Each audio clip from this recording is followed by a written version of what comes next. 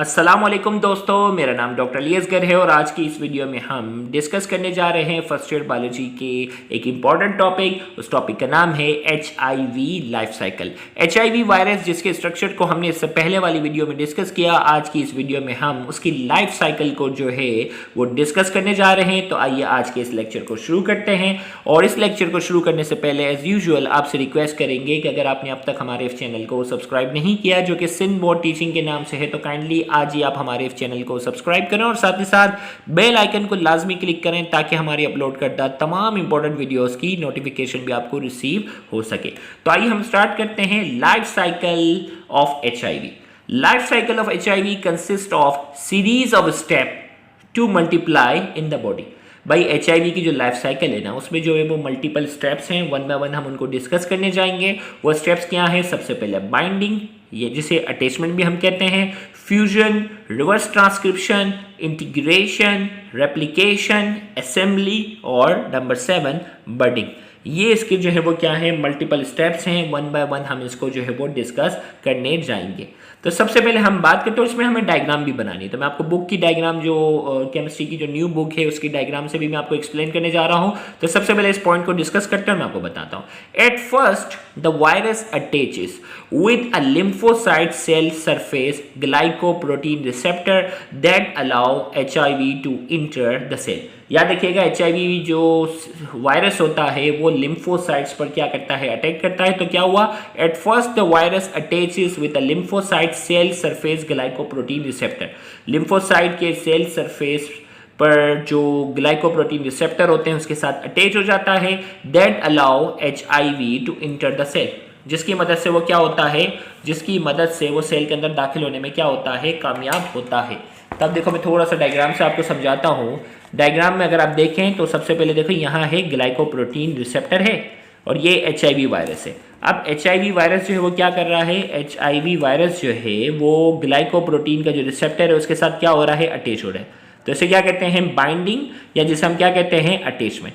अब ये इसके साथ जो है वो क्या हुआ, अटैच हो जाएगा। तो अटैच होने के बाद क्या होगा, इस रिसेप्टर के साथ अटैच होगा और फिर ये वायरस इसके साथ क्या हो जाता है, फ्यूज हो जाता है। और फ्यूज होने के नतीजे में वो अपना जो रिवर्स ट्रांसक्रिप्शन वाला जो एंजाइम है, जो रिवर्स ट्रांसक्रिप्शन का प्रोसेस कर सकता है, वो उसको क्या कर देगा, सेल के अंदर क्या करेगा, वो दाखिल करेगा। और यहाँ जो ये डायग्राम में शो किया जा रहा है कि ये कौन सा प्रोसेस हो रहा है, रिवर्स ट्रांसक्रिप्शन का प्रोसेस हो रहा है। और याद रखिएगा, रिवर्स ट्रांसक्रिप्शन प्रोसेस वो होता है जिसमें RNA से क्या बनता है, DNA बनता है। तो अब इसका जो RNA है उससे क्या बना, DNA बनेगा। और जो अगले स्टेप में जो DNA बनेगा वो लिम्फोसाइट के DNA के साथ क्या हो जाएगा, अटैच हो जाएगा।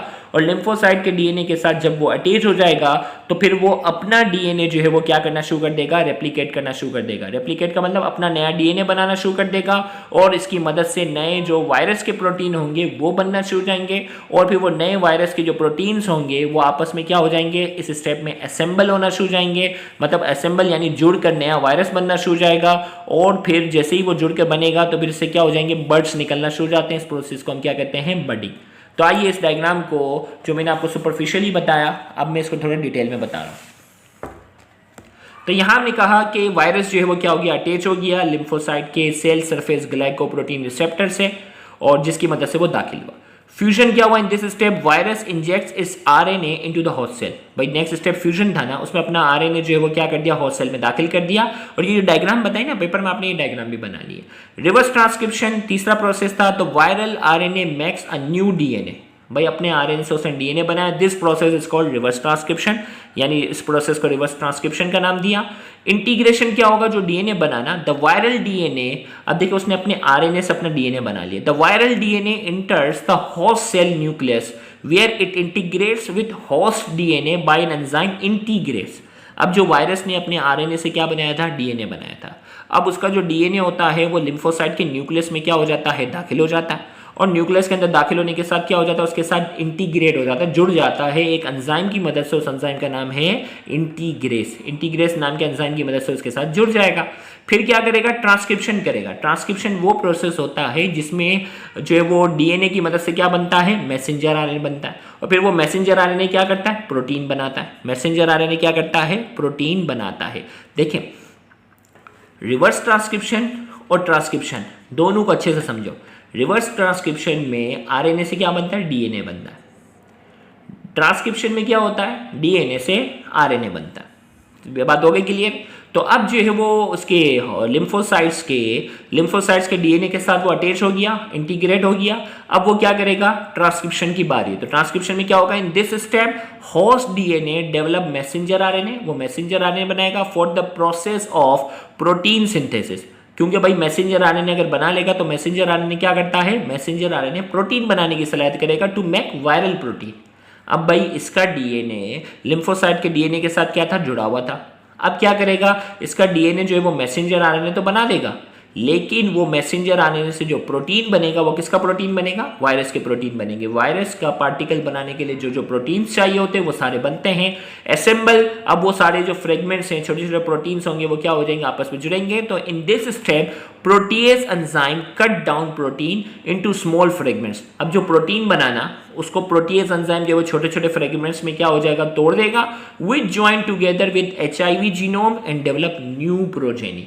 क्या होगा कि वो प्रोटीन जो वायरल प्रोटीन बना ना, प्रोटीन का एक बहुत बड़ा मॉलिक्यूल होता है, तो प्रोटीएज नाम का जो एंजाइम होगा उस प्रोटीन को क्या करेगा, छोटे छोटे टुकड़े कर देगा और ये फिर आपस में जुड़ना शुरू हो जाएंगे, वायरस के जेनेटिक मटेरियल के साथ जुड़ेंगे और क्या बनेगा, न्यू प्रोजेनी का मतलब नया वायरस जो है वो क्या करेगा, बनेगा। फाइनली क्या होगा, budding new progeny of virus form a small projection as bud. अब देखें भाई, यहाँ मैं आपको थोड़ा सा बताता चलूँ डायग्राम से कि भाई डायग्राम में हमने जो चीज़ें डिस्कस की ना, देखो ये नोट्स थे मैंने स्पेशली आप लोगों के लिए बनाए हुए हैं, तो उसी पेपर में यही लिख कर आने। भाई अटैच हुआ, फ्यूजन हो गई, रिवर्स ट्रांसक्रिप्शन हुआ, इंटीग्रेशन हो गई, आसान हो गया ना। इंटीग्रेशन के नतीजे में क्या हुआ, रेप्लिकेशन हो रही है। अब रेप्लिकेशन में क्या हो रहा है कि इसने जो वो जो मैसेंजर आरएनए बनाया और मैसेंजर आरएनए ने प्रोटीन किसके बनाए, वायरस के प्रोटीन बनाए। फिर प्रोटीज ने क्या किया, उसके जो प्रोटीन थे उसके छोटे छोटे फ्रेगमेंट्स कर दिए और वो छोटे छोटे फ्रेगमेंट्स आपस में क्या हो गए, असेंबल हो गए और वायरस के नए पार्टिकल बन गए। अब नए पार्टिकल बनने के बाद इसके ऊपर क्या हो जाते हैं, छोटे छोटे जो है वो बर्ड्स आना शुरू जाते हैं। ये जो छोटे छोटे बर्ड्स हैं जो कि ग्लाइकोप्रोटीन के बने हुए थे, जो कि रिसेप्टर्स के साथ अटैच होने में क्या करते हैं, मदद देते हैं। यही है ना भाई। तो लास्ट स्टेप हमारे पास जो था इसका है budding.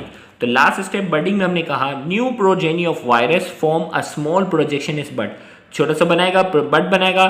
The bud acquired some of the glycoprotein part of the cell membrane for its own covering. अब वो क्या करेगा, जो मेम्ब्रेन होगी ना, सेल मेम्ब्रेन जो थी जिसके ऊपर हमला किया था उसका कुछ पार्ट लेगा।